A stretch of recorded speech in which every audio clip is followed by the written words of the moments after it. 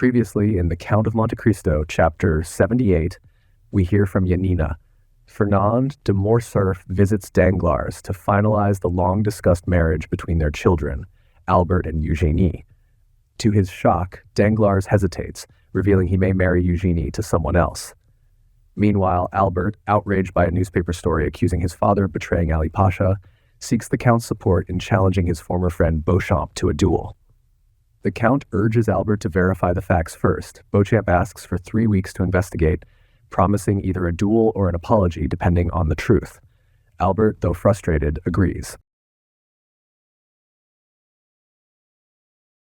Chapter 79. The Lemonade. Morrel was, in fact, very happy. Mr. Noirtier had just sent for him, and he was in such haste to know the reason of his doing so that he had not stopped to take a cab, placing infinitely more dependence on his own 2 legs than on the 4 legs of a cab-horse.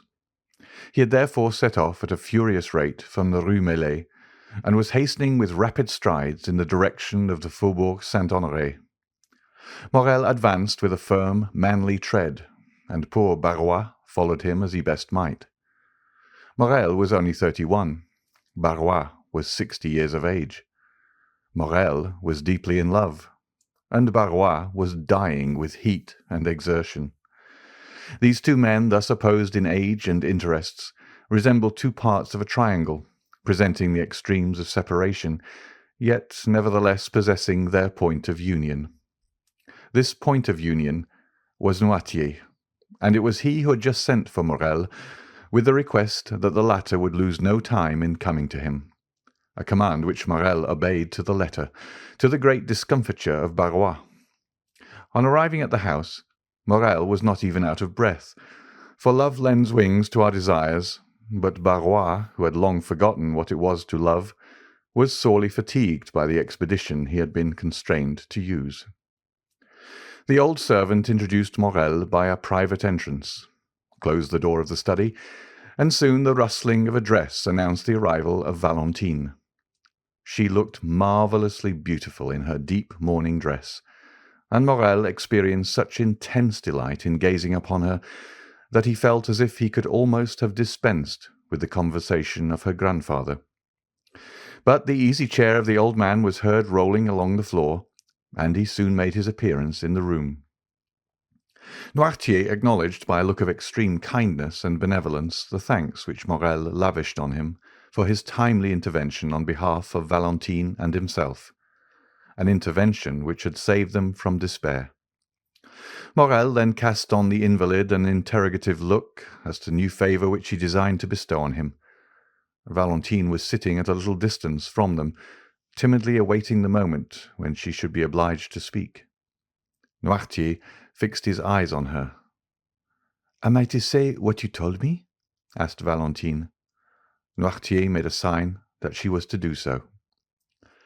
"Monsieur Morrel," said Valentine to the young man, who was regarding her with the most intense interest, "my grandfather, Monsieur Noirtier, had 1,000 things to say, which he told me 3 days ago, and now he has sent for you, that I may repeat them to you. I will repeat them then, and since he has chosen me as his interpreter, I will be faithful to the trust and will not alter a word of his intentions." "Oh, I am listening with the greatest impatience," replied the young man. "Speak, I beg of you."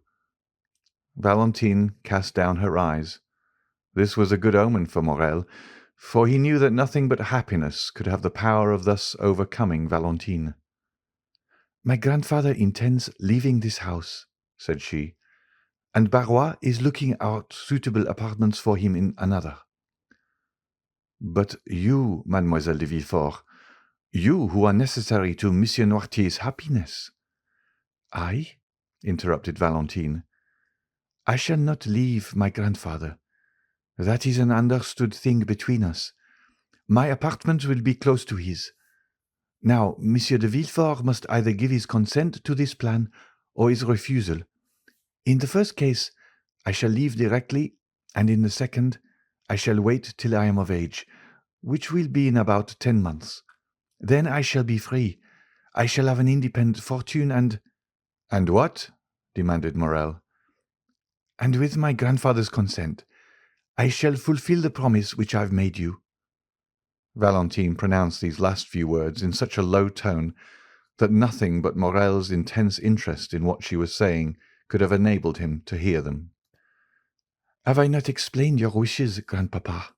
said Valentine, addressing Noirtier. Yes, looked the old man. "Once under my grandfather's roof, Monsieur Morrel can visit me in the presence of my good and worthy protector. If we still feel that the union we contemplated will be likely to ensure our future comfort and happiness, in that case I shall expect Monsieur Morrel to come and claim me at my own hands. But alas, I have heard it said that hearts inflamed by obstacles to their desire grew cold in time of security. I trust we shall never find it so in our experience." "Oh!" cried Morrel, almost tempted to throw himself on his knees before Noirtier and Valentine, and to adore them as two superior beings. "What have I ever done in my life to merit such unbounded happiness?" "Until that time," continued the young girl in a calm and self-possessed tone of voice, "we will conform to circumstance, and be guided by the wishes of our friends, so long as those wishes do not tend finally to separate us. In a word, and I repeat it because it expresses all I wish to convey, we will wait." "And I swear to make all the sacrifices which this word imposes, sir," said Morrel, "not only with resignation, but with cheerfulness." "Therefore," continued Valentine, looking playfully at Maximilien, "no more inconsiderate actions, no more rash projects, for you surely would not wish to compromise one who from this day regards herself as destined honourably and happily to bear your name." Morrel looked obedience to her commands.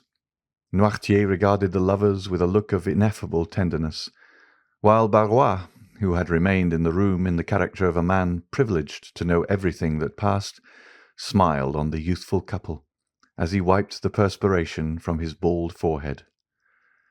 "How hot you look, my good Barrois," said Valentine. "Ah, I have been running very fast, mademoiselle. But I must do Monsieur Morrel the justice to say that he ran still faster." Noirtier directed their attention to a waiter, on which was placed a decanter containing lemonade and a glass. The decanter was nearly full, with the exception of a little which had been already drunk by Monsieur Noirtier. "Come, Barrois," said the young girl, "take some of this lemonade. I see you are coveting a good draught of it." "The fact is, mademoiselle," said Barrois, "I am dying with thirst, and since you are so kind as to offer it to me, I cannot say I should at all object to drinking your health in a glass of it." "Take some then, and come back immediately." Barrois took away the waiter, and hardly was he outside the door, which in his haste he forgot to shut, than they saw him throw back his head and empty to the very dregs the glass which Valentine had filled. Valentine and Morrel were exchanging their adieux in the presence of Noirtier when a ring was heard at the door-bell. It was the signal of a visit. Valentine looked at her watch. "It is past noon," said she, "and today is Saturday. I dare say it is the doctor, grandpapa." Noirtier looked his conviction that she was right in her supposition. "He will come in here, and Monsieur Morrel had better go. Do you not think so, grandpapa?" "Yes," sighed the old man. "Barrois!" cried Valentine. "Barrois!" "I am coming, mademoiselle," replied he. "Barrois will open the door for you," said Valentine, addressing Morrel. "And now remember one thing, monsieur officer, that my grandfather commands you not to take any rash or ill-advised step which would be likely to compromise our happiness." "I promised him to wait," replied Morrel, "and I will wait." At this moment Barrois entered. "Who rang?" asked Valentine. "Dr. d'Avrigny," said Barrois, staggering as if he would fall. "What is the matter, Barrois?" said Valentine. The old man did not answer, but looked at his master with wild, staring eyes, while with his cramped hand he grasped a piece of furniture to enable him to stand upright. "He is going to fall," cried Morrel. The rigours which had attacked Barrois gradually increased. The features of the face became quite altered, and the convulsive movement of the muscles appeared to indicate the approach of a most serious nervous disorder. Noirtier, seeing Barrois in this pitiable condition, showed by his looks all the various emotions of sorrow and sympathy which can animate the heart of a man. Barrois made some steps towards his master. "Ah, sir," said he, "tell me what is the matter with me. I am suffering. I cannot see. 1,000 fiery darts are piercing my brain. Ah, don't touch me. Pray don't." By this time his haggard eyes had the appearance of being ready to start from their sockets. His head fell back, and the lower extremities of the body began to stiffen. Valentine uttered a cry of horror. Morrel took her in his arms as if to defend her from some unknown danger.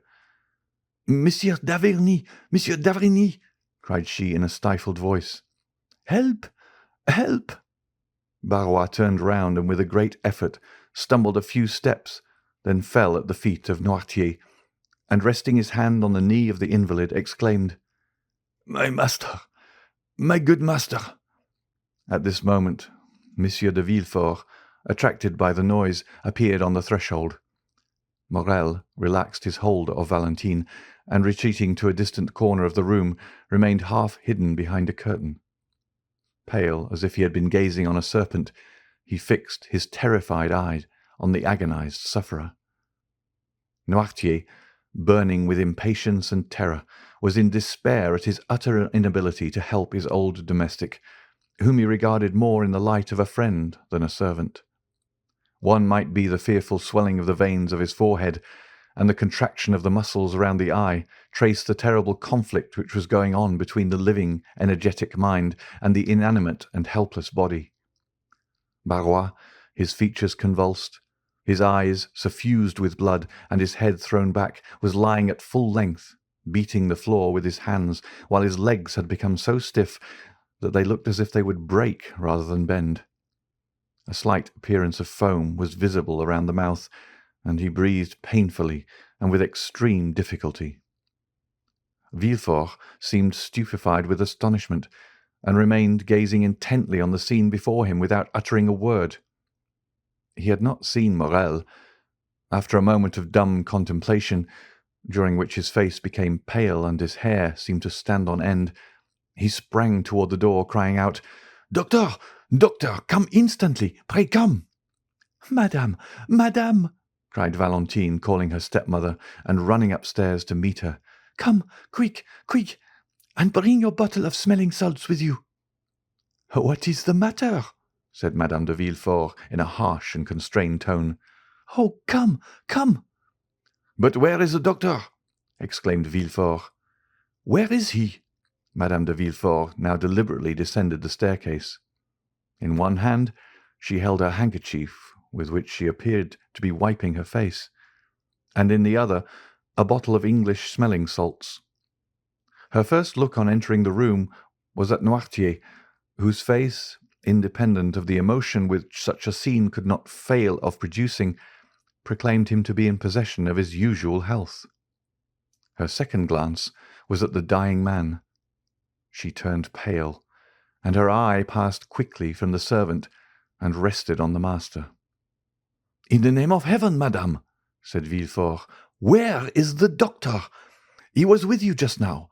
You see this a fit of apoplexy, and he might be saved if he could be but bled." "Has he eaten anything lately?" asked Madame de Villefort, eluding her husband's question. "Madame," replied Valentine, "he has not even breakfasted. He has been running very fast on an errand with which my grandfather charged him, and when he returned, took nothing but a glass of lemonade." "Ah," said Madame de Villefort, "why did he not take wine? Lemonade was a very bad thing for him." "Grandpapa's bottle of lemonade was standing just by his side. Poor Barrois was very thirsty, and was thankful to drink anything he could find." Madame de Villefort started. Noirtier looked at her with a glance of the most profound scrutiny. "He was such a short neck," said she. "Madame," said Villefort, "I ask where is Monsieur d'Avrigny? In God's name, answer me." "He is with Edward, who is not quite well," replied Madame de Villefort, no longer being able to avoid answering. Villefort rushed upstairs to fetch him. "Take this," said Madame de Villefort, giving her smelling bottle to Valentine. "They will no doubt bleed him, therefore I will retire, for I cannot endure the sight of blood." And she followed her husband upstairs. Morrel now emerged from his hiding-place, where he had remained quite unperceived, so great had been the general confusion. "Go away as quick as you can, Maximilien," said Valentine, "and stay till I send for you. Go." Morrel looked towards Noirtier for permission to retire. The old man, who had preserved all his usual coolness, made a sign to him to do so. The young man pressed Valentine's hand to his lips, then left the house by a back staircase. At the same moment that he quitted the room, Villefort and the doctor entered by an opposite door. Barrois was now showing signs of returning consciousness. The crisis seemed past. A low moaning was heard, and he raised himself on one knee. d'Avrigny and Villefort laid him on a couch. "What do you prescribe, doctor?" demanded Villefort. "Give me some water and ether. You have some in the house, have you not?" "Yes." "Send for some oil of turpentine and tartar emetic." Villefort immediately dispatched a messenger. "And now let everyone retire." "Must I go too?" asked Valentine timidly. "Yes, mademoiselle, you especially," replied the doctor abruptly. Valentine looked at Monsieur d'Avrigny with astonishment, kissed her grandfather on the forehead, and left the room. The doctor closed the door after her with a gloomy air. Look, look, doctor," said Villefort. "He is quite coming round again. I really do not think, after all, it is anything of consequence." Monsieur d'Avrigny answered by a melancholy smile.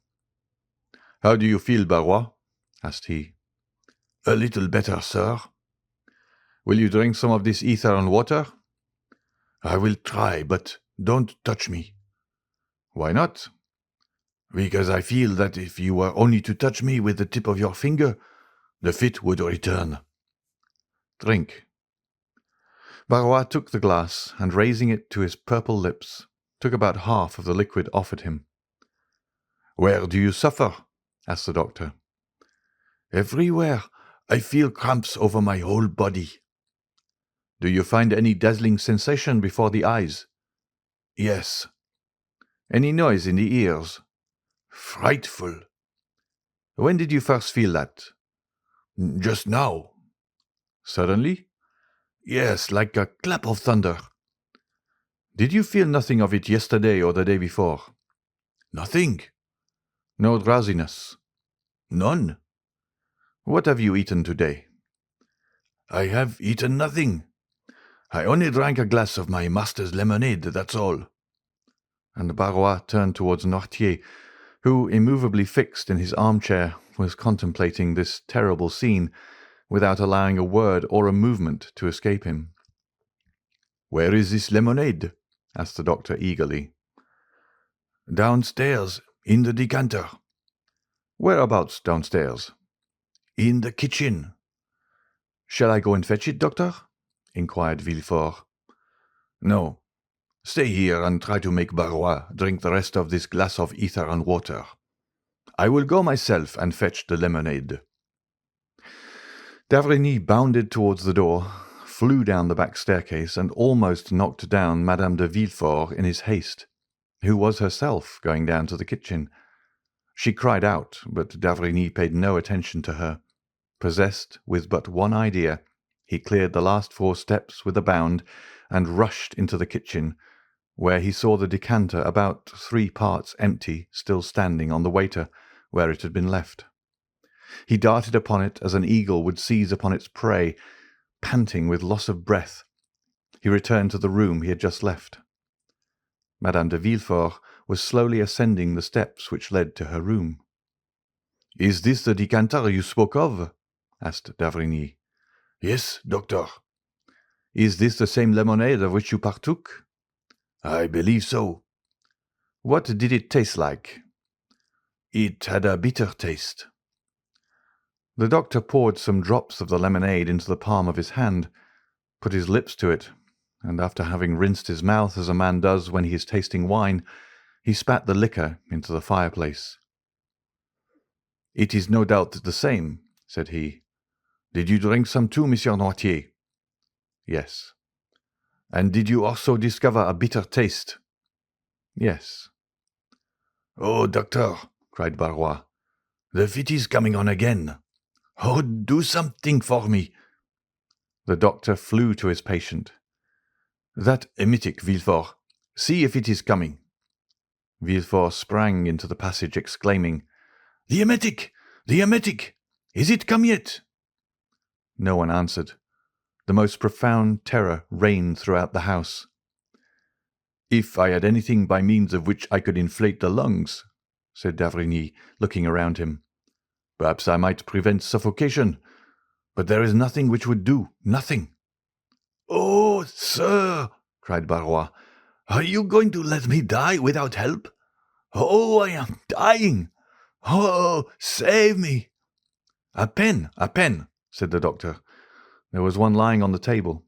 He endeavoured to introduce it into the mouth of the patient, who in the midst of his convulsions was making vain attempts to vomit, but the jaws were so clinched that the pen could not pass them. This second attack was much more violent than the first, and he had slipped from the couch to the ground, where he was writhing in agony. The doctor left him in his paroxysm, knowing that he could do nothing to alleviate it, and going up to Noirtier, said abruptly, "How do you find yourself? Well?" "Yes." "Have you any weight on the chest, or does your stomach feel light and comfortable? Eh?" "Yes." "Then you feel pretty much as you generally do, after you have had the dose which I am accustomed to give you every Sunday?" "Yes." "Did Barrois make your lemonade?" "Yes." "Was it you who asked him to drink some of it?" "No." "Was it Monsieur de Villefort?" "No." "Madame?" "No." "It was your granddaughter, then, was it not?" "Yes."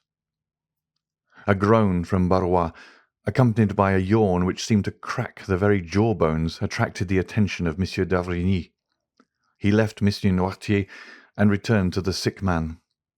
"Barrois," said the doctor, "can you speak?" Barrois muttered a few unintelligible words. "Try and make an effort to do so, my good man," said d'Avrigny. Barrois reopened his bloodshot eyes. "Who made the lemonade?" "I did." "Did you bring it to your master directly it was made?" "No." "You left it somewhere, then, in the meantime?" "Yes, I left it in the pantry, because I was called away." "Who brought it into the room, then?" "Mademoiselle Valentine." D'Avrigny struck his forehead with his hand. "Gracious heaven!" exclaimed he. "Doctor! Doctor!" cried Barrois, who felt another fit coming. "Will they never bring that emetic?" asked the doctor. "Here is a glass with one already prepared," said Villefort, entering the room. "Who prepared it?" "The chemist who came here with me." "Drink it," said the doctor to Barrois. "Impossible, doctor. It is too late. My throat is closing up. I am choking. Oh, my heart! Oh, my head! Oh, what agony! Shall I suffer like this long?" "No, no, friend," replied the doctor. "You will soon cease to suffer." "Oh, I understand you," said the unhappy man. "My God, have mercy upon me!" And uttering a fearful cry, Barrois fell back as if he had been struck by lightning. D'Avrigny put his hand to his heart and placed a glass before his lips. "Well?" said Villefort. "Go to the kitchen and get me some syrup of violets." Villefort went immediately. "Do not be alarmed, Monsieur Noirtier," said d'Avrigny. "I am going to take my patient into the next room to bleed him. This sort of attack is very frightful to witness." And taking Barrois under the arms, he dragged him into an adjoining room, but almost immediately he returned to fetch the lemonade. Noirtier closed his right eye. "You want Valentine, do you not? I will tell them to send her to you." Villefort returned, and d'Avrigny met him in the passage. "Well, how is he now?" asked he. "Come in here," said d'Avrigny, and he took him into the chamber where the sick man lay. "Is he still in a fit?" said the procureur. "He is dead." Villefort drew back a few steps, and clasping his hands, exclaimed with real amazement and sympathy, "Dead? And so soon, too?" "Yes, it is very soon," said the doctor, looking at the corpse before him. "But that ought not to astonish you. Monsieur and Madame de Saint-Merans died as soon. People die very suddenly in your house, Monsieur Villefort." "What?" cried the magistrate with an accent of horror and consternation. "Are you still harping on this terrible idea?"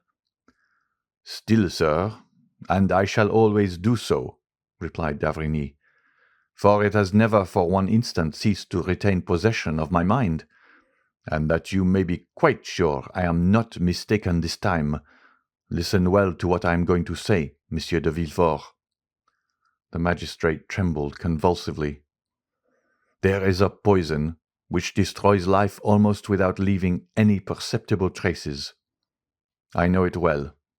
I have studied it in all its forms and in the effects which it produces. I recognize the presence of this poison in the case of poor Barrois, as well as in that of Madame de Saint-Merans. There is a way of detecting its presence. It restores the blue color of litmus paper reddened by an acid, and it turns syrup of violets green. We have no litmus paper, but see, here, they come with the syrup of violets." The doctor was right. Steps were heard in the passage. Monsieur d'Avrigny opened the door, and took from the hands of the chambermaid a cup which contained 2 or 3 spoonfuls of the syrup. He then carefully closed the door.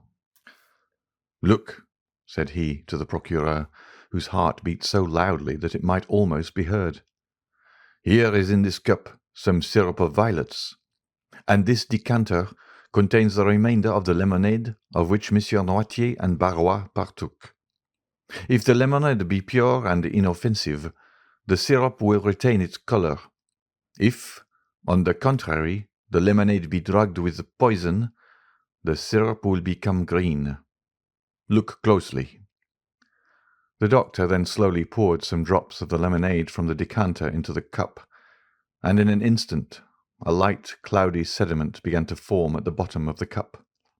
This sediment first took a blue shade, then from the color of sapphire it passed to that of opal, and from opal to emerald. Arrived at this last hue, it changed no more.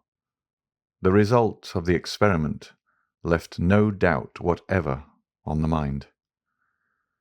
"The unfortunate Barrois has been poisoned," said d'Avrigny, "and I will maintain this assertion before God and man."